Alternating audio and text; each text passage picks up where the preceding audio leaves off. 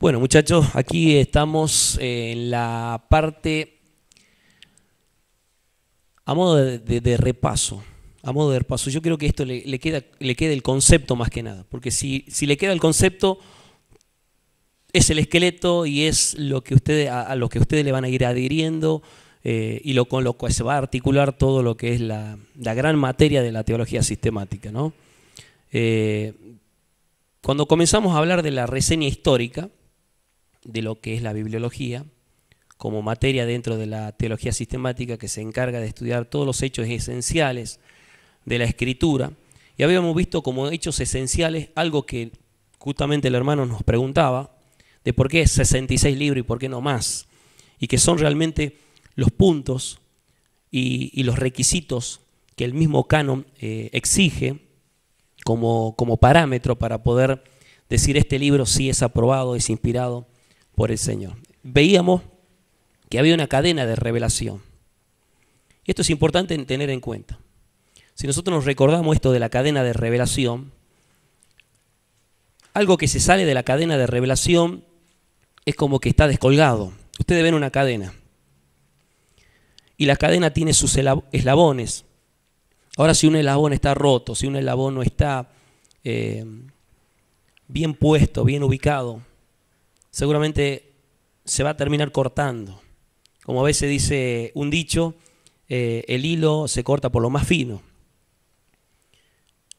Y si la Escritura, y sobre todo los 66 libros que tenemos a nuestro alcance, han pasado por todas estas etapas, es porque realmente ha habido una historia de cosas que han sucedido, de análisis que se han hecho, de estudios, desde que el Todopoderoso, Jehová, el Soberano, se ha determinado darse a conocer al hombre. Y que lo que conocíamos y estudiábamos vez pasada como la revelación de Dios, que desde el pensamiento de Dios, desde la mente de Dios, surgió el darse a conocer al hombre, y que a través de un acto de inspiración, y que decíamos que Dios estaba respirando, el soplo del omnipotente me hace que entienda, es que Dios pone en mi mente los pensamientos de Dios, los que son todos los principios, los parámetros, las ordenanzas, los estatutos, los valores, que la Escritura misma enseña, y que a través de un acto de inspiración llega a mí. Pero, ¿cómo me llega a mí? A través de esos 40 y tantos autores que han escrito los 66 libros. Ellos fueron inspirados por Dios, porque toda la Escritura es inspirada por Dios. O sea que hubo una revelación y una inspiración durante la historia, en diferentes tiempos, desde el 1445, con Moisés, comenzó allí en el monte del Sinaí, cuando Dios lo llamó para poder escribir las tablas de la ley, y en esas piedras con el dedo de Dios fueron grabadas las primeras palabras escritas de Dios para con el hombre, hasta en la isla de Patmos con el apóstol Juan, allí escribiendo en el año 95 el libro de Apocalipsis. Pasó por una etapa de identificación, o sea, después de que se reveló, se inspiró y por supuesto se escribió en los papiros, en los pergaminos, en las tablas de arcilla, en las tablas de piedra, durante la larga historia que hubo, los que fueron encontrados en el Mar Muerto. Hubo una identificación de todo eso. O sea, comenzó a llegar documentos, comenzó a llegar de pronto material, y había que chequear ese material, había que estudiarlo. Entonces ahí se comenzó a formar, seguramente ya la primera etapa ocurrió en el año 425, cuando lo veíamos el profeta Esdras. El profeta Esdras, quien formó ese sinagoga mayor con 120 judíos, que eran personas aprobadas, que eran personas dedicadas, y que seguramente en una primera instancia se escribieron lo que fue los 22 primeros libros, como el original al hebreo. De allí pasó una etapa no inmediata, sino de un recorrido de análisis detallado de libro por libro. Primero los 39 libros del Antiguo Testamento, cada uno de ellos fueron puestos bajo la lupa. Si realmente había sido escrito por alguien que Dios había usado como un escritor humano, si realmente tenía respaldo divino, si realmente glorificaba a Dios, y cada una de las diferentes reglas que se usaban para poder formar el primer canon del Antiguo Testamento, que luego fue llamado como los 24 libros de la Septuaginta, llamada también en la traducción al griego la Biblia de 70. Ahí comenzó una primera etapa de los códices como los 3 códices que nosotros vimos, el sinaítico, el alejandrino, y podemos de alguna manera ver que eso perduró, que la palabra escrita ya en esos 39 libros en primera instancia, luego tuvieron que ser preservados. Hubo de todo en la época, en el exilio a Babilonia, las persecuciones, diferentes personajes, emperadores romanos que trataron de destruir la escritura, trataron de eliminar todo tipo de información y de documento, pero ahí estaba la mano de Dios.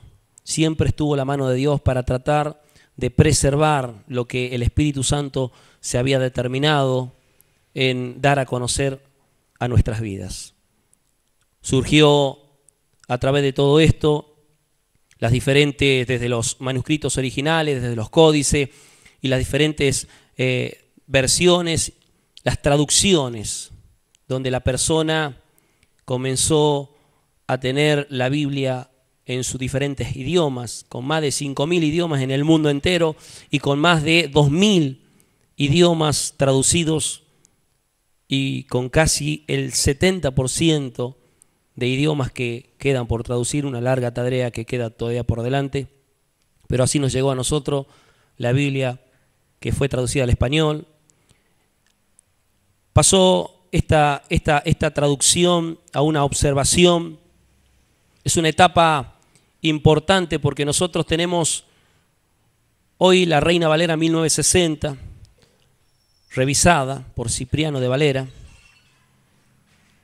y que con la ayuda del Espíritu Santo que nos da luz, el hermano me decía Martín la vez pasada, yo creo que la iluminación es cuando vos entrás en una habitación y está todo oscuro y prendés la luz y podés ver.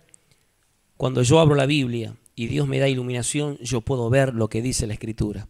Sí, eso es, le dije, justamente, es que Dios te ha iluminado, te ha hecho comprender la Escritura. Y eso a nosotros nos sirve porque aquí comienza la convicción, aquí comienza a manifestarse la fe, aquí comienza a dar vida la palabra que estaba escrita, que es el Logos, ahora se transforma en el Rema de Dios, es la palabra revelada, es la palabra que comienza a manifestarse en mí, a mostrarse, y tenemos diferentes experiencias y vivencias. ¿Por qué? Porque ya no la hemos visto como una letra muerta, sino como algo que se vivifica por medio del Espíritu Santo. Nos sirve de mucho la interpretación como una materia fundamental, la hermenéutica, para poder aplicar los diferentes métodos esenciales para poderle dar el verdadero sentido a la Escritura, la gramática, fundamental para poder también comprender cada una de las letras. Y por supuesto, como decíamos anteriormente, sin una aplicación no tiene sentido todo esto.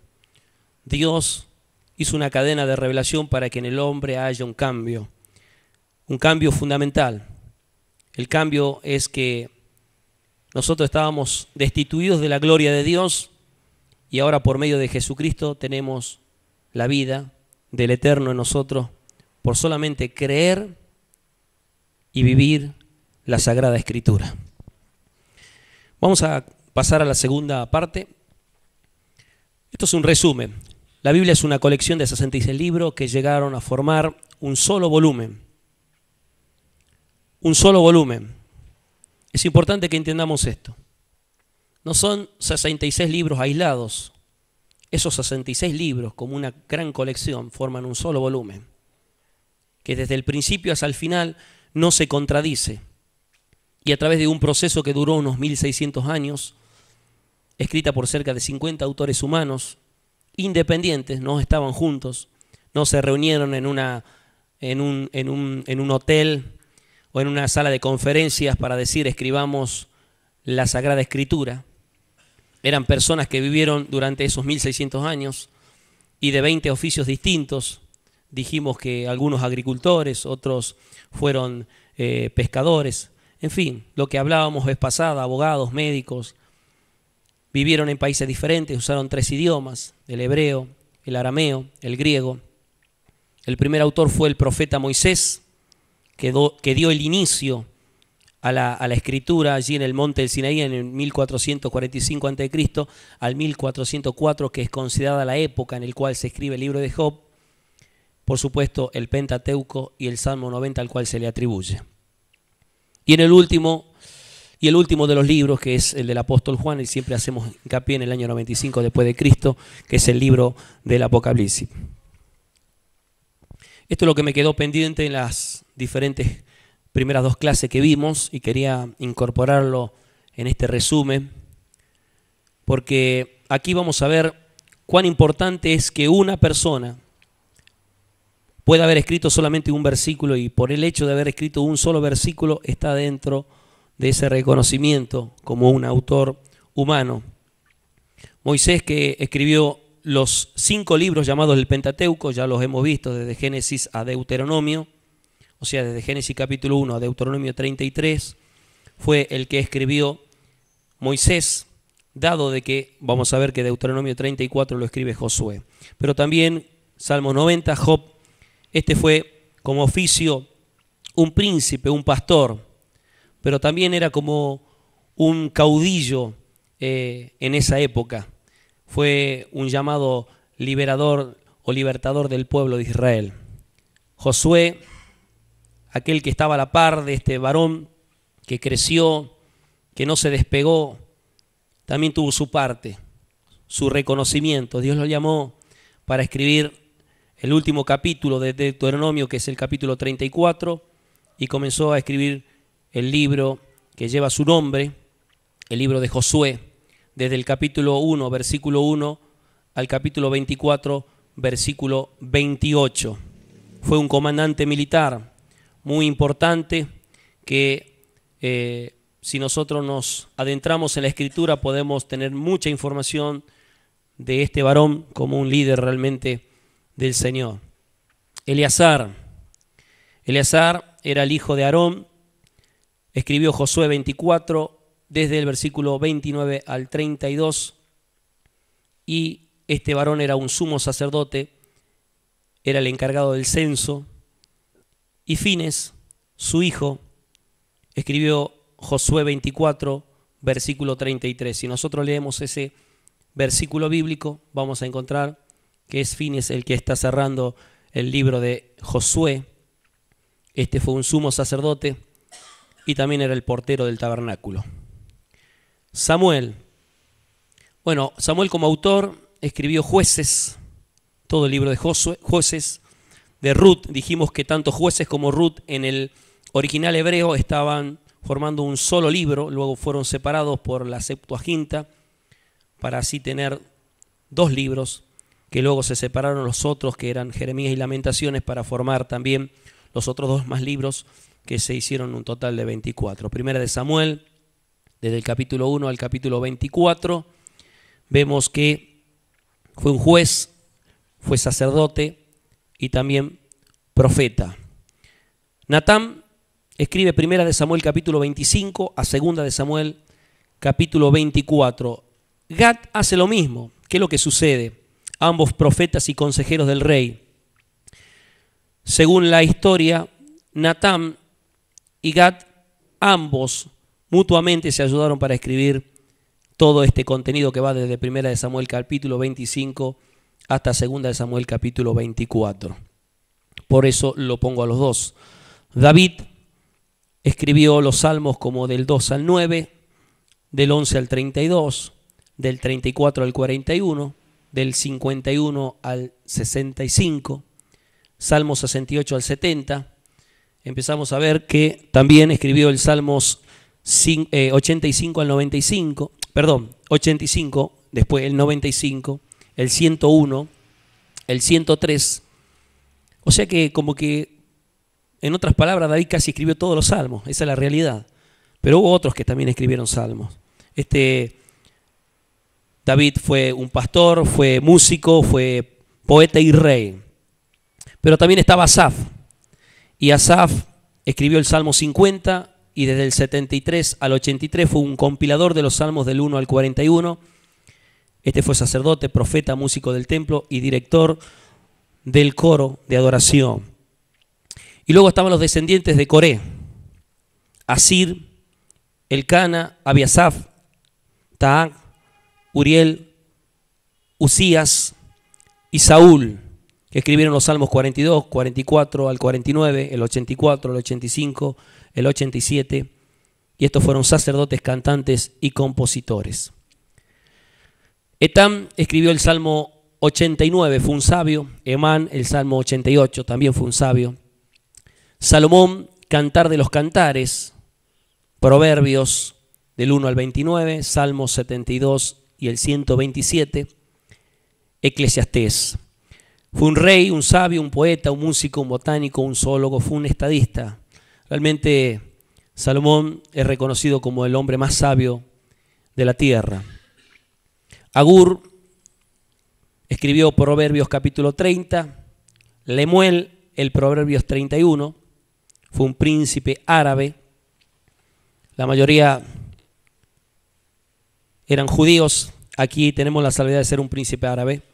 Abdías escribió el libro de Abdías, Joel el libro de Joel, Jonás el libro de Jonás, Amós el libro de Amós, Oseas también con su libro llamado Oseas, y así sucesivamente como Miqueas, Isaías. Ahora, Ezequías fue el compilador y el redactor de Proverbios 30, y algunos suponen que también de Salmos 42 al 89, como un compilador de todos esos salmos. Este rey sirvió para poder redactar y también poder escribir el Proverbios capítulo 30. Nahum, como profeta, escribió el libro de Nahum. Sofonías, el libro del profeta Sofonías. Siguiente. Aquí nos encontramos con Jeremías, que escribe. A veces nosotros decimos Jeremías, escribe Jeremías y Lamentaciones. Bueno, Jeremías escribe Primera de Reyes, desde el capítulo 1 hasta Segunda de Reyes, capítulo 24. También escribe Jeremías y también escribe Lamentaciones. Fue un sacerdote y un profeta. Le llamaban el profeta Llorón, y viene justamente por el libro de Lamentaciones, pero se lamentaba por ver el pecado y todo lo que el pueblo de Israel hacía delante de los ojos de Dios.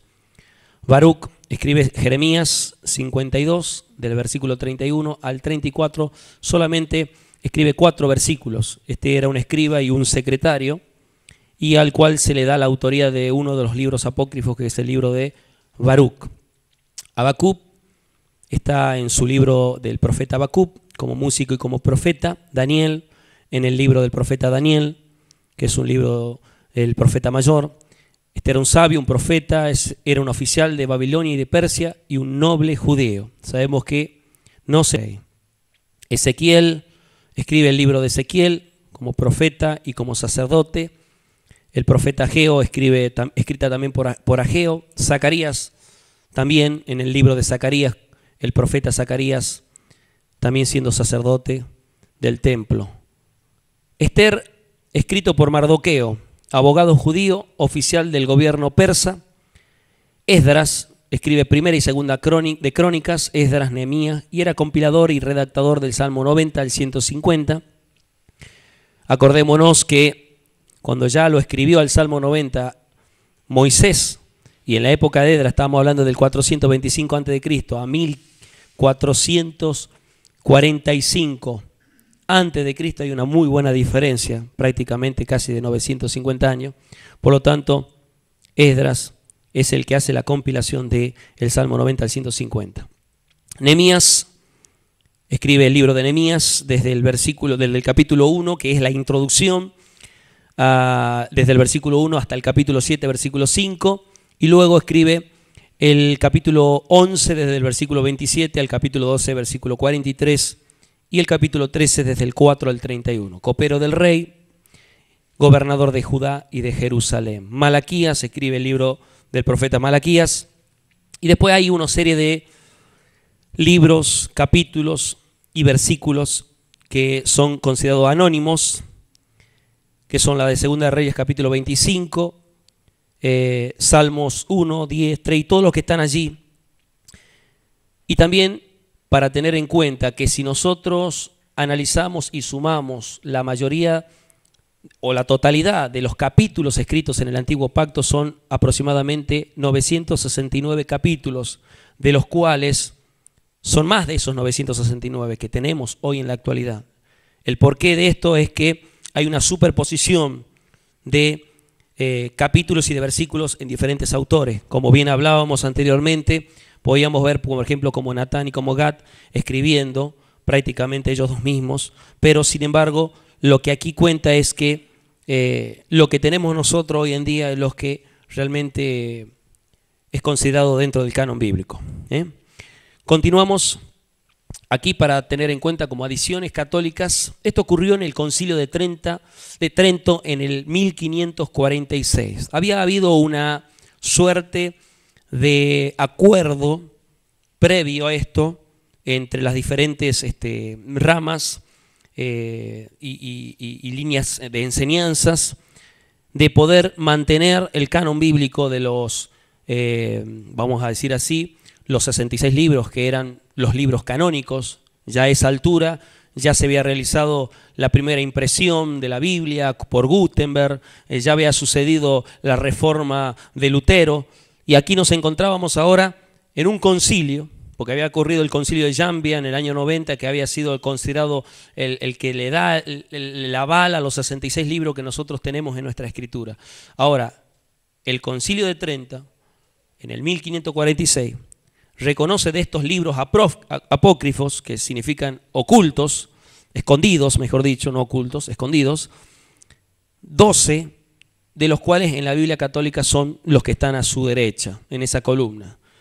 Aparentemente me quedé sin batería. Bueno, el número 1, que dice la sabiduría, es escrito en el año 30 antes de Cristo. Luego tenemos, y que en el libro, en la Biblia católica está puesto como el libro de sabiduría. Eclesiástico, 132 antes de Cristo, también aparece como eclesiástico en la Biblia católica. Tobías, como Tobías, escrito en el 200 antes de Cristo. Judith, en el 150 antes de Cristo, aparece como Judith. Primera de Macabeo y Segunda de Macabeos, escritos entre el 100 a.C.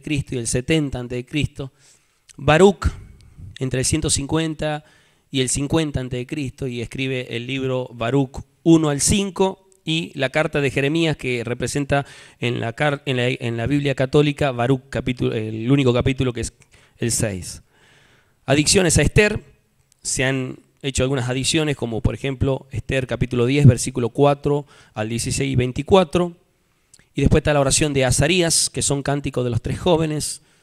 Aparecen esas adicciones como Susana, escrita en el año 200 al 100 a.C., y Bel y el dragón en el 100 a.C., componiendo estos 3 libros, lo que son Daniel 3, 24 al 90, y Daniel 13 y Daniel 14 dentro de lo que es la Biblia católica, en sus diferentes adicciones como libros apócrifos.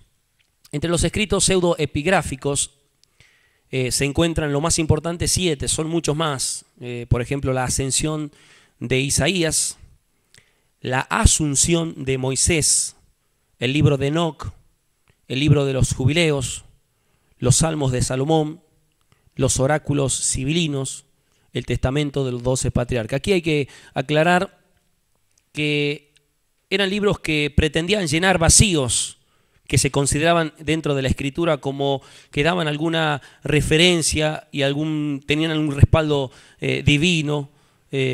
Más sobre todo se hizo hincapié en el libro de Enoc, y que algunos todavía lo siguen analizando, pero está puesto dentro de lo que se llaman pseudoepigráficos, pero no significa de que se lo deseche, simplemente están ahí. Y hay otros libros, como por ejemplo el oráculo, de los que yo leía, los oráculos sibilinos, que directamente no tienen nada para poder extraer de importante, y es desechable en todos los sentidos. Entonces, hay muchos libros de estos 7, los más importantes, tanto que van desde un extremo a otro, podemos decir así, tantos como aceptables, medianamente aceptables y otros directamente descartables. Pero eso es más o menos como para que tengamos un pequeño resumen de lo que ha sido para nosotros la clase de bibliología. Creo que con eso estamos autores del Nuevo Testamento. Bueno, aquí para empezar ya a dar final a esta clase, hemos puesto los autores, que creo que era importante conocerlos. A veces decimos Santiago, y sí, en este caso Santiago escribe y fue el primero. Aquí hay que tener en cuenta algo importante. El apóstol Santiago, el medio hermano de Jesús, que escribe Santiago, en el año 45 en Jerusalén, fue realmente, no fue uno de los apóstoles de Jesús, no fue uno de sus discípulos, pero cuando el Señor resucitó, fue tal la experiencia que tuvo en la resurrección de nuestro Señor Jesucristo, que se entregó completamente. Y bueno, Dios también ya tenía, desde antes de la fundación del mundo, preparado para que Él escriba uno de los libros que hoy componen los 66 de esta colección de la Biblia, y que es el libro de Santiago, y que también fue puesto como bajo la lupa en un momento determinado. Fue el primer libro escrito en la era cristiana. Le continúa esto Gálatas, escrita por el apóstol Pablo en el año 48 en Antioquía. Luego primera y segunda de Tesalonicense. Si nosotros nos fijamos y analizamos, no sigue el orden que tenemos nosotros en la Escritura, dado que aquí está puesto realmente en un orden de acuerdo al año escrito y el autor por el cual fue escrito y el lugar donde se escribió. Lo importante aquí es que Pablo escribió 13 cartas importantísimas, y a modo de saber simplemente los años, por ejemplo, primera y segunda de Tesalonicense en el año 52 en Corinto, primera y segunda de Corintios, también escrita por Pablo en el año 55 en Éfeso y en Macedonia. El libro del Evangelio según San Marcos, escrito por Marcos en el año 55 al 60. Marcos fue secretario del apóstol Pedro, fue el que le ayudó también a la escritura de las 2 cartas de Pedro en su primera y segunda carta. Mateo escribe en el año 55 a 65. El origen, algunos dicen Jerusalén, otros dicen que no es así. Bueno, por eso puse entre signo de comillas, no me voy a pelear por eso. A mí lo importante es que Mateo lo escribió, y hoy tengo ese libro tan importante como es el Evangelio según San Mateo. Romanos, Pablo lo escribe en el año 86 en Corinto. Lucas lo hace Lucas el médico en el año 56 en Roma.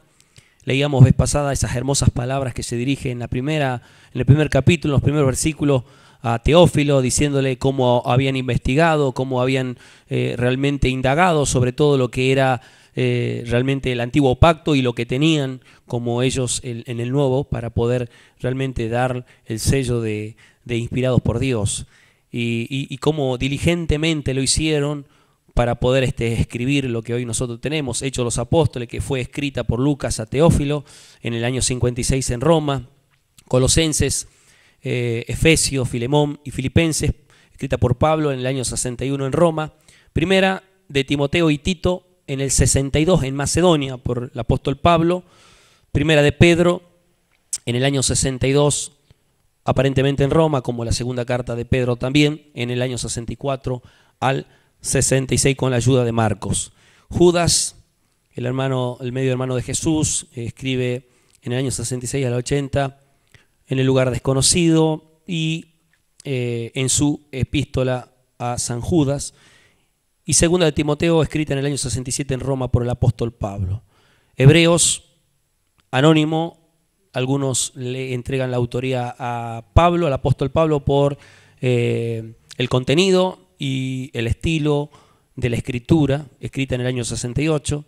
Juan en su primeramente el Evangelio según San Juan, primera, segunda y tercera carta de Juan, escrita por el apóstol Juan en el año 90 aproximadamente, antes de ser llevado a la isla de Patmos en Éfeso, y por supuesto terminando el apóstol Juan en el año 95 aproximadamente, algunos dicen en el 97, en la isla de Patmos, y cerrando así el canon bíblico con el libro del Apocalipsis. Bueno, muchachos, eso era un poco el resumen de todo esto, que nos pueda servir. Si tal vez hay algunas preguntas que quieran después hacerlas, la pueden hacer. No hay inconvenientes, si las podemos responder, las respondemos, y si no, las buscamos, las investigamos, buscamos la forma de llegar a consensuar, y lo importante es que nos enriquezcamos cada uno de los que estamos aquí, porque creo que esa es el objetivo de esta nueva etapa, de poder... Yo había puesto en la cartilla que algunos la tienen, y que hoy me volví a decir, me olvidé de fotocopiarla, lo que no la tienen, pero me voy a comprometer para la próxima clase de traerlas completas para los que no la tienen, así por favor las tienen ya agendadas allí. Y había alguna serie de objetivos que yo quería remarcarlos, leerlos y recordarlos, porque considero que es importante, y el poder, por ejemplo, entender como número uno, establecer desde la Escritura los elementos necesarios para formular las principales verdades de esta doctrina. ¿Y qué es? ¿A dónde apuntamos con este primer punto como objetivo de esta materia o de este tema de doctrina de la Biblia? Algo que como pregunta nos surge y como interrogante a nosotros es el decir, ¿la Biblia que yo tengo es realmente la correcta? ¿Es la genuina? ¿Los 66 libros? Como decía el hermano, ¿por qué 66 libros? Y creo que el establecer desde la Escritura los elementos que hemos analizado la semana anterior, como revelación, como inspiración, como inerrancia, y que nos podamos adentrar nosotros a esos diferentes puntos fundamentales, canonicidad, de pronto la iluminación, la interpretación, hasta la aplicación misma, porque nos sirve a nosotros estos puntos, estos hechos esenciales, de conocerlos y de hallarlos en la Escritura, de darnos cuenta de que la Escritura se defiende a sí misma. Primero porque la Escritura es la palabra de Dios, y Dios va a defender su palabra. Y la historia narra de que todos los que se opusieron a la Escritura como inspirada por Dios, y que han tratado de refutar y han tratado de alguna manera disentir con esta postura de que toda la Escritura es inspirada por Dios y útil, han desaparecido, pero la Escritura permanece, la palabra de Dios permanece para siempre. Y ya es una evidencia bastante importante. Veíamos cómo, por ejemplo, ese francés decía que la Escritura o la Biblia iba a ser un libro más olvidado, y se terminó muriendo él, y después de su casa se hizo un lugar donde hoy se vende Biblia, y realmente es impresionante lo que sucede, porque tenemos a un Dios que da vida a lo que no tiene vida, y hoy vemos un desierto y mañana es un manantial, porque Dios lo transforma todo, pero usa los medios para poder transformarlo. Y uno de los medios que tenemos a nuestro alcance es el gran medio, voy a decir así, la palabra de Dios, porque es el medio de gracia, es el medio de fe, es el medio que a mí me ayuda para poder consolidar todo lo que hace al cristianismo.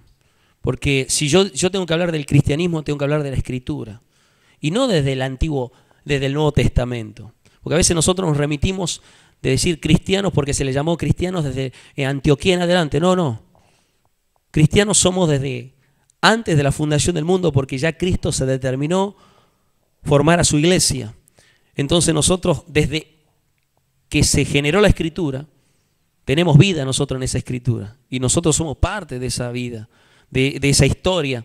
Quizás no como Moisés, ni quizás no como los diferentes autores que la escribieron, pero ahora, en el año 2012, somos parte de esos hechos apostólicos que seguiremos escribiendo en nuestras vivencias y experiencias, no para aportar al canon bíblico, pero sí para defender lo que tenemos a nuestro favor. ¿Por qué? Porque la Biblia dice que tenemos que contender ardientemente por nuestra común salvación. Y esto es lo que nos va a llevar a nosotros a equiparnos y a decir, bueno, ¿qué nos falta? Porque tengo el yelmo de la salvación, me falta capaz que la coraza de justicia, tal vez me está faltando el calzado del apresto del Evangelio de la paz, me está faltando algo de la armadura de Dios, pero me voy a poner toda la armadura de Dios para poder estar preparado para lo que venga por delante. Cosa que ningún viento de doctrina, ningún, como dice la palabra allí en esa hermosa carta a los Efesios capítulo 4, dice para que ninguno por estratagema de hombre o artimañas, utilizando como herramienta el error. Y a veces Pedro nos advierte, dice que hay muchos que tuercen las Escrituras para su propia perdición. Llevan muchas veces a formar parte de una doctrina errada, diabólica, sin fundamento, pero que nosotros podamos ser veraces y sobre todo, hermano, sinceros delante de Dios para decir, Señor, ayúdame porque hay cosas que no la entiendo, te necesito luz día a día. Bueno, esto se logra con el diario vivir en el Señor, en la oración, en la lectura de la palabra, en el decir, hoy voy a leer un salmo, hoy voy a leer un proverbio, hoy voy a hacer una lectura de las cartas de Pablo, voy a ver esto, voy a ver aquello, pero poder empezar a masticar y como nos enseñan muchos, porque a muchos lo he escuchado decir de esta manera, como hay que ser como la vaca, que comen, tragan y luego vuelve a la noche o en un momento determinado de descanso, la vaca está allí acostada y está rumiando. ¿Por qué? Porque vuelve todo ese alimento que se lo tragó así medio, todavía así en pedazos grandes, pastos grandes, y lo está rumiando, ahora se lo está desmenuzando. Entonces nosotros le entregamos ahora a ustedes como un atado de alfalfa, ¿verdad? Para que ustedes agarren eso y comiencen a masticar.